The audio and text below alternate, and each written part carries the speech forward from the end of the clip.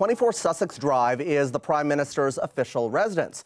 But no Prime Minister has lived there since 2015, and it looks as if no Prime Minister ever will again. As Daniel LeBlanc reports, the federal government is exploring other sites to build a brand new official residence, one that would be more modern and, above all, safe. 24 Sussex looks good from afar. But upon close inspection, it doesn't meet modern standards, especially when it comes to the security of the Prime Minister. First of all, it's fairly easy to scale this particular fence. The distance is rather short for someone that really dashed towards the residence. Pierre-Yves Bourduas used to be in charge of security for Canada's official residences. Bourduas is one of many experts who argue 24 Sussex no longer offers adequate protection against drone attacks, truck bombs, or snipers. The grounds are too narrow for comfort. The building is sandwiched between the Ottawa River and Sussex Drive. If you consider the current situation with regards to public safety and security threat to our Prime Minister, this location is obviously not appropriate. Since Stephen Harper left 8 years ago, the home is sat empty. Plagued by faulty electrical systems, mold and vermin, the residence is being completely gutted. It's unlikely 24 Sussex will ever return to its traditional role. My understanding of it is there's no way to make that site safe at a reasonable cost. Radio-Canada has learned Ottawa is actively looking for other properties to build a brand new residence. Potential sites include an idyllic spot down the street called Rockcliffe Park, where this parking lot could accommodate a residence that is big enough and safe. Justin Trudeau and his children currently live at Rideau Cottage, on the grounds of Rideau Hall, a situation many experts deem unworthy. I think it's embarrassing that a G7 country can't provide a safe, secure residence. I'm biased towards history. Even those who want to preserve 24 Sussex believe it's time for Ottawa to make up its mind. No one wants to spend money on it because no one will make a decision because they don't want to be criticized that they're doing something for themselves. The Conservative leader doesn't object to a new residence as long as the price is right. It should just be a very basic, secure place where a Prime Minister can live safely at a reasonable cost to taxpayers.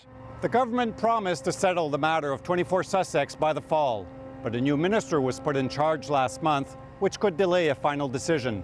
The hope for many is that the government will find the political courage to put an end to this saga before the next election. Daniel Leblanc, CBC News, Ottawa.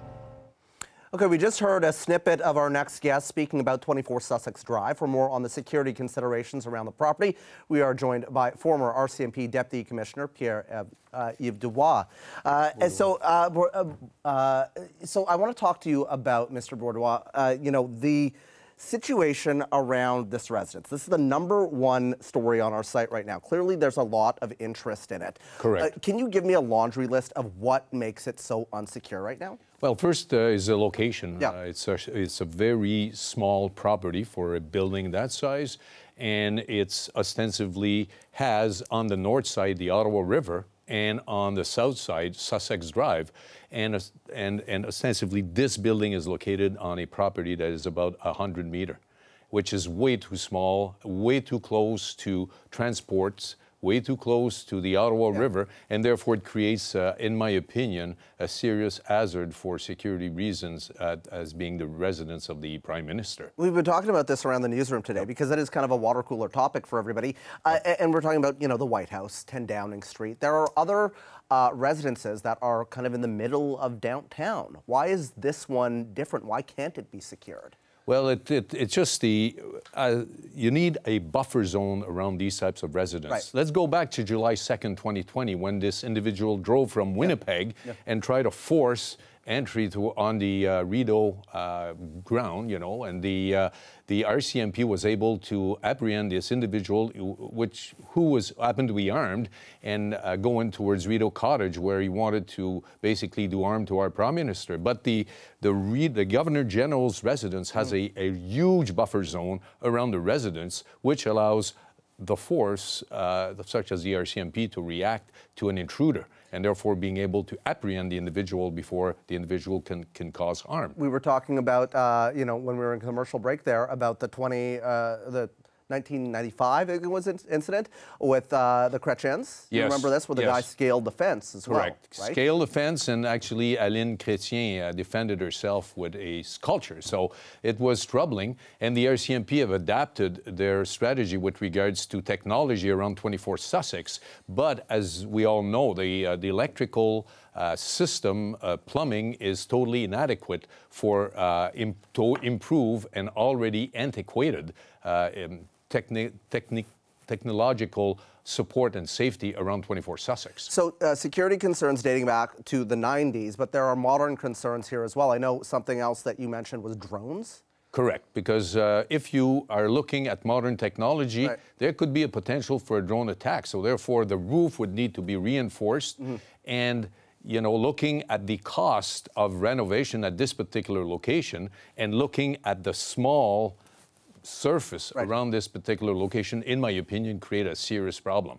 Now, something else that we were talking about is different models of how to potentially do this. In Australia, for example, they have a different model. Tell me about that. Well, it's Australia's adopted a model where there are two official residences for the Prime Minister. One is called a lodge, which is where the Prime Minister's family is actually residing, and then there's a second official residence that is more or less for all the social aspect and the role of the Prime Minister in that country, whereas to welcome international guests or guest of honor and dignitary at this other location. So therefore, that is a potential model that our country could potentially look at. Possible security concerns with some of the reported lots under consideration. Rockcliffe Park, a site near the RCMP musical ride, are permanently staying at Rideau Cottage. Do you have any concerns about those two sites, or are those pretty secure?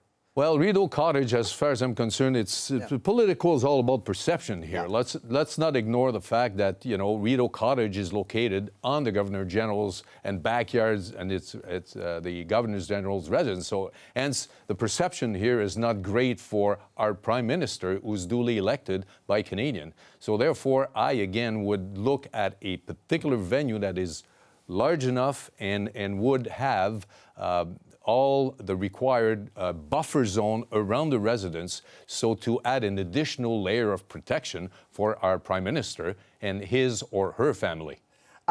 So any future security concerns that you predict becoming a bigger factor here in protecting the Prime Minister's residence moving forward?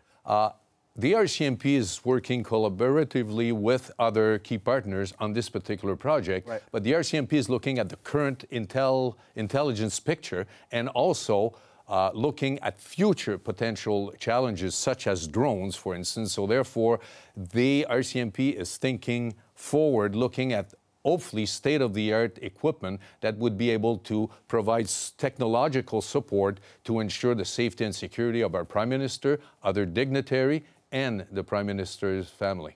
This is somewhat of an unfair question. When do you think this is all going to get done by? Ooh, loaded question, because it's actually this, if you recall, Sheila Fraser in 2008 indicated that this building needed serious renovations, and that was in 2008. We're now in 2023, and we're still talking about it. We still are indeed, and we will be for a little while.